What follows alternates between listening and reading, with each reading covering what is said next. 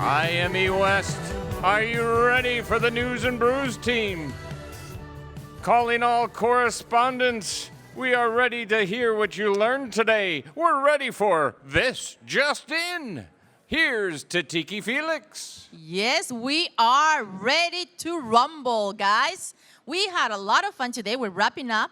We had a great experience on our second day at this amazing event. I'll start with you, Jacobo Sanchez.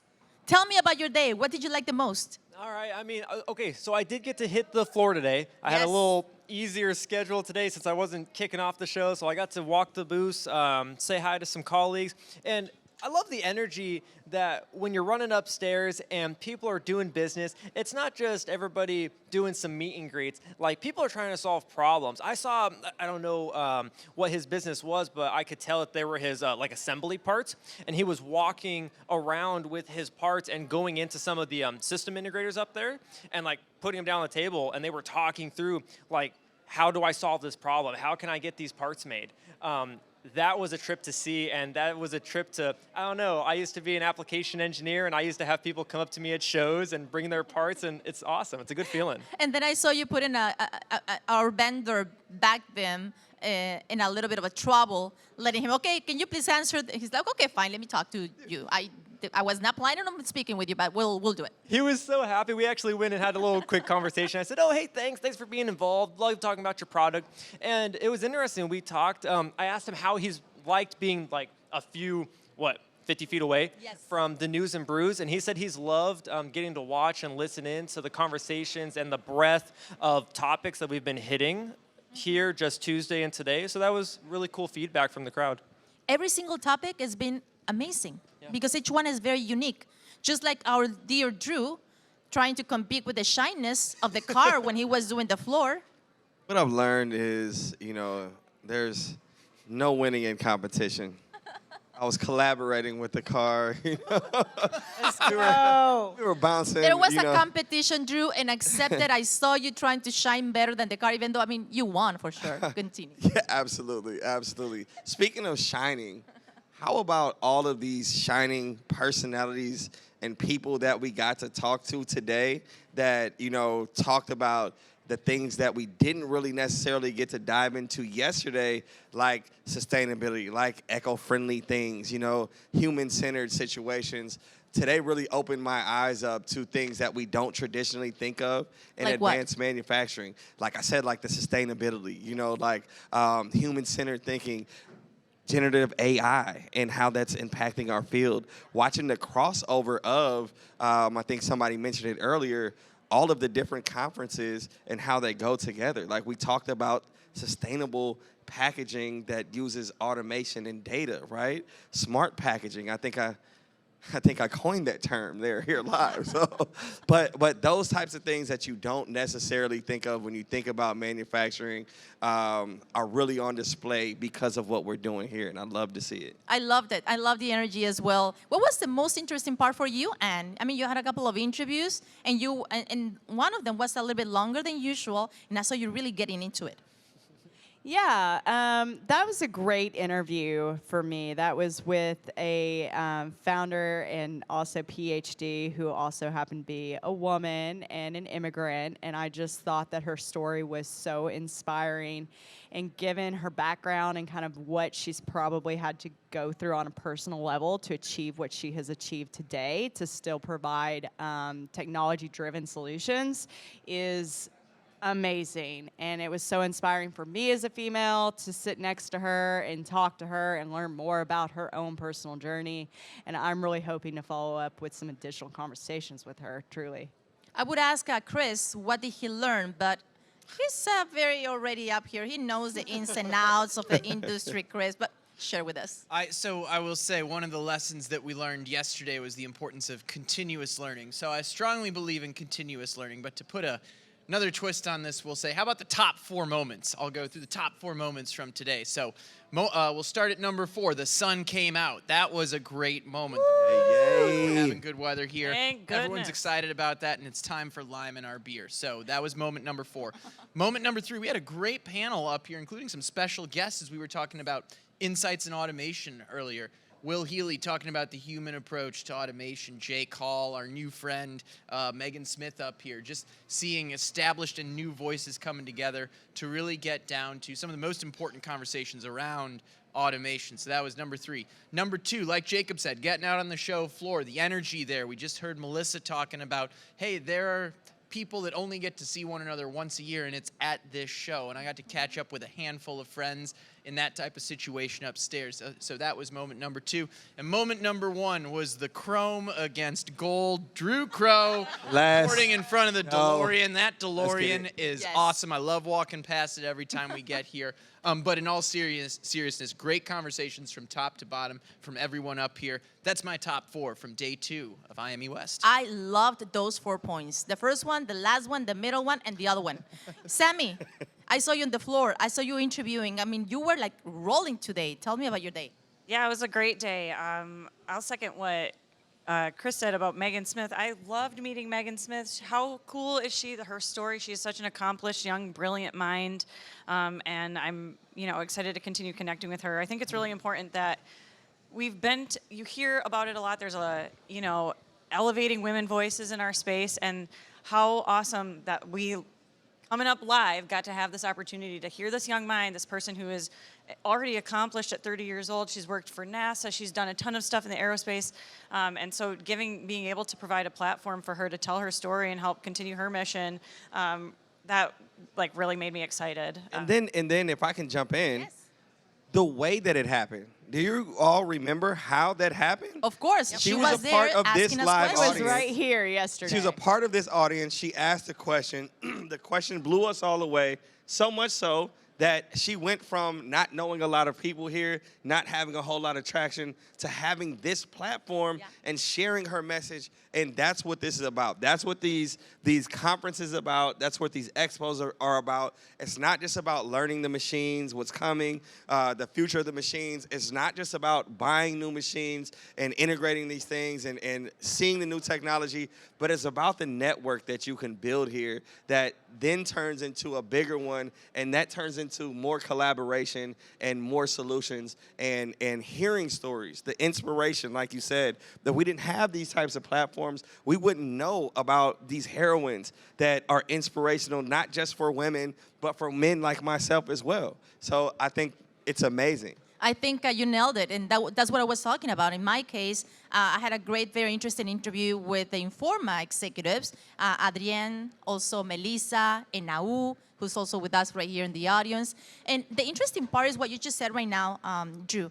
We really want to make sure that this kind of collaboration with our Mr. Producer, Jim Mullen, when he invited me, I said, of course, I love working with you. This is a great idea, but I had no clue what the impact does it have to have that kind of engagement directly with the people, where you get to share your thoughts, when you get to ask the questions, and also, why not learn a little bit more about the audience? And when I asked Melissa and Adrienne, they said, well, Tiki, the importance of these shows is because just like a museum or just like any other thing, you learn it by being there. Or what you, Chris? You went up there, you connected with people, you catch up. They're very different experience from just logging in, Googling something, and trying to find out the answer. What do you think, Jacob? Yeah, I mean, not everything should be or can be searched on the internet, especially when you're trying to learn and you're trying to filter through all of this misinformation or people that aren't as, I won't say as impactful. They may not be as knowledgeable as some of these people that you can hit on and pick their brains at these shows. And even besides shows too, finding ways to do networking events and finding ways to do community events in your industry, wherever you are, that's really important. And it's because you just don't know what you don't know until you get out and put yourself in these situations where you have to have conversations with some experts, some OGs, people that maybe are starting new in this industry too. You can still learn a lot from them. The years that you have either in your life or in your profession do not dictate the experience and help that you can bring to others. And so you really just have to go out there and be with people to find out how you can work together. You said something really important. You said get out, right? Yeah. And that is what this conference can do for you outside of just like a LinkedIn and digital connections, right? I gave a keynote in Arizona, and the gentleman that co-keynoted with me was a demographer.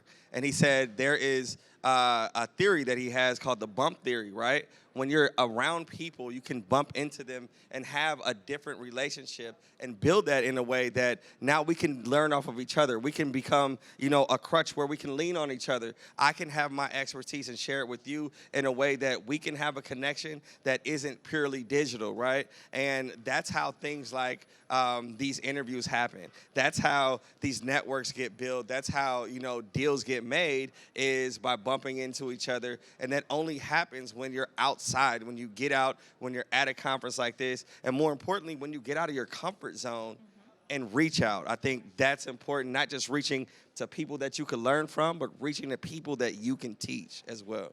I'm going to, jump off of that. Like, we are all people working with people. And you build trust and you want to work with people you like. And you don't get that. I mean, you can do it a little bit digitally, but you don't get that same interface until you are in person. You get to, read some body language, feel the energy, and, help yourself and help other people understand, your mission. And we were talking about this backstage a few minutes ago, but, how do you create conditions for connection? That transcends, personal relationships and also professional relationships. We got to put Just that like on a Chris. t-shirt. I mean, Chris, you have your podcast, and you're always inviting different kind of That's people, right. and you have those podcasts in person as well. That Yes. interaction is crucial as well.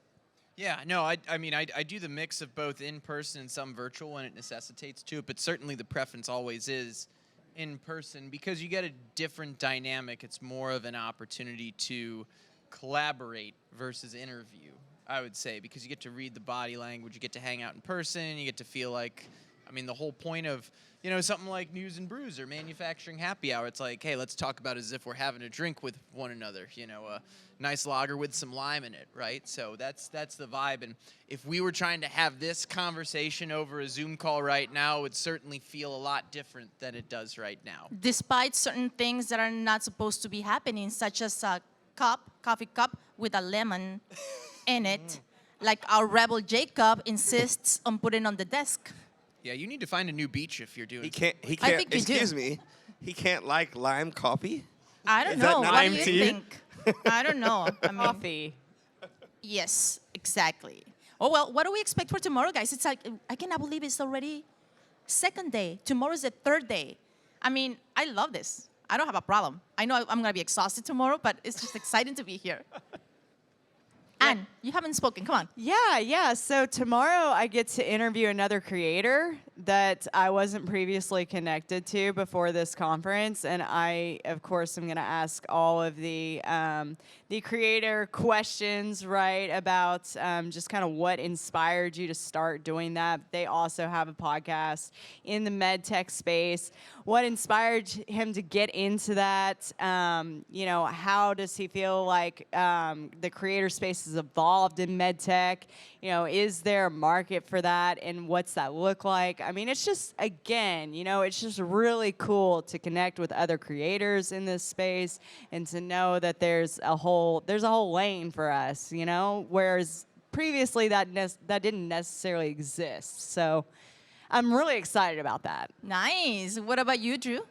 So outside of the action-packed guests that we have, we've got something really, really special coming up for the past 2 years. Give us a taste. Yes, for the past 2 years, Informa has been doing Student Expo at all of their shows. And in this Student Expo, it's a collaboration with diversity.org, and they are really putting together a great situation for local high school students to see what's next, what's new, how to connect with these careers that they most likely don't even know exist. So I don't remember the numbers last year, but there were hundreds of kids here. My man Jason Bean was on the panel with me last year. So I'm looking forward to the diversity.org panel and having those kids here on this set, Yes. interviewing them about what they saw, what they love, what their new aspirations are after connecting up there. I'm a workforce guy, so I'm getting goosebumps just talking about it right now. And the reason I get goosebumps too is because when I was speaking to Adrienne about it, the project, I think it's an amazing way to expose these young minds to something they have maybe no clue about. Like what happened to you, Sammy, right? You were not even thinking about tech. You were not even really thinking about anything that had to do with it. But then you started writing about it. You got so involved, and here you are. I love that. I mean, if you want to share a little bit about that. Yeah, so I never even knew what a robot was until I started my career in an automation company. Like, I was not exposed to it growing up. It was not a track that I had any interest in or even knew to be interested in. And I had an opportunity that seemed really scary to join an automation company, and I didn't know that I would fit in, but the people I worked with really made it what it was. And then I learned so much. It's fascinating, world-changing technologies, and yeah, that's something that I will continue to tell the story of. Like, you can be a art freak and also like have a space in this industry, and I think we need more creative minds elevating us, and we only can do that by fostering young people and showing them there's people like you in this space. Like, there's a sense of belonging. We need to create a sense of belonging for people and show them the path to success. And I Open think the you're doing window great for work them, to the do way that. the way Informa is doing it, the way that the diversity organization is doing it. And you, Chris, tomorrow, our last day, what do you have in mind? I mean, give us a little bit of a taste. Yeah, I'm excited to see what new themes pop up, given that, yesterday I kind of summarized the themes we saw from day one. I'm happy to do that for day two here in a second. But I'm excited to see what other things come up beyond some of the highlights that we've talked about, because some of the big things I've heard right here have been the power of showing up, getting real about sustainability, and the human side of automation. Those are three of the overarching themes I picked up from this conversation. Drew was talking about how he got an idea of what sustainability really meant. I certainly got that when I was talking to Jing Liu earlier today, who does R&D for medical equipment, medical devices. They literally make equipment that dissolve inside of the human body. Sustainability isn't just all about reducing scrap. It's making stuff out of things that are more environmentally friendly, things that reduce the amount of surgeries that need to take place, and things that ultimately, will never go to waste because they'll just dissolve at that point. Absolutely. And now we're going to have a little bit of time to do a Q&A with the audience. Whoever wants to ask a question, you'll have the opportunity. But first, let's hear from the voice of God. Ladies and gentlemen, do you have questions for the News and Brews team? Come on over to News and Brews and ask your questions of the experts. Tiki, back to you. Absolutely. Do not hesitate. We do not bite. I think we all showered, right, guys? Yeah, we don't stink. All Speak right. for yourself. So let's please get the questions rolling. Here we go. Hi, my name is Greg Buell. I'm with Fanuc America Corporation. And what I really like about this show is the fact that there are so many, that with the multiple shows all co-located together, the way that we can collaborate and interact with areas we might not necessarily be working with. And I'm curious, where did this idea originate to bring these 5 shows together into one location? Great question. Who wants to answer? So I think that's a good question for our friends in Informa.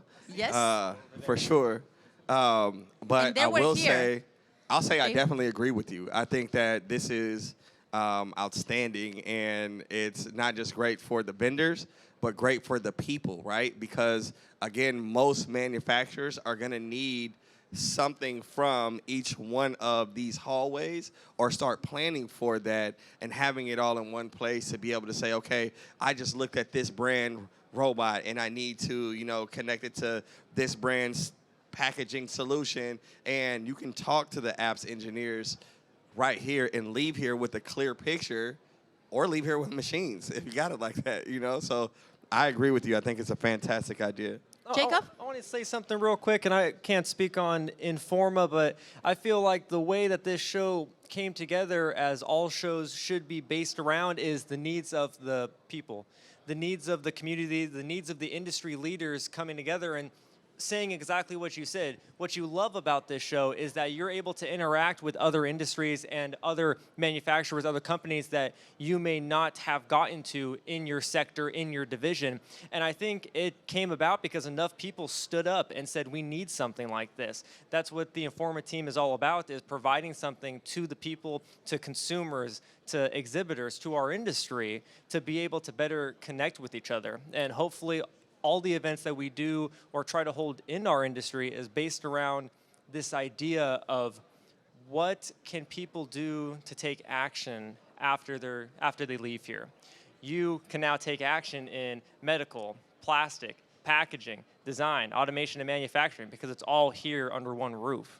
And I will give you an answer because I was talking to the ladies, the executives for Informa, talking about the importance of all these events. They don't just do this one, they do nationwide, globally. And the answer is this. It's very different if you go online and try to find an answer. If you go to a museum and you see it person in person, you see the colors, everything, it's a much better experience of learning something that otherwise you'd be at home without any really stimulus. Right now, you're having an opportunity to talk to other people, to see the lights, to engage, ask questions, get some answers, connect with other people that might teach you things that you have no idea that you did not know. So that is the reason these kind of events bring us closer together, but also open our view and our windows to learn more about it. Does that answer the question? It sure does. I appreciate Pop the off, show Tatiki. and it being here the way it is. This is really a great opportunity. Thank you. Thank you. Who else has a question? Great answer. Don't be scared. We might share our beer. We might. I don't know. While we're waiting on the question, can I give a quick shout out? Absolutely. I don't know if they'll hear this or if they're still on the floor, but I want to shout out to Mira Costa Technical College.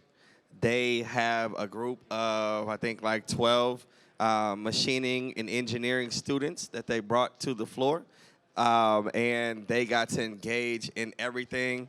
And they all hollered at your boy and took a selfie, so that made me really feel special, right? So shout out to them. They're the future. I love to see those types of things, people taking action, people seeing where their career can go. They sat in the live audience. They were active. So shout out to them. Shout out to their instructor, who's also a female, by the way.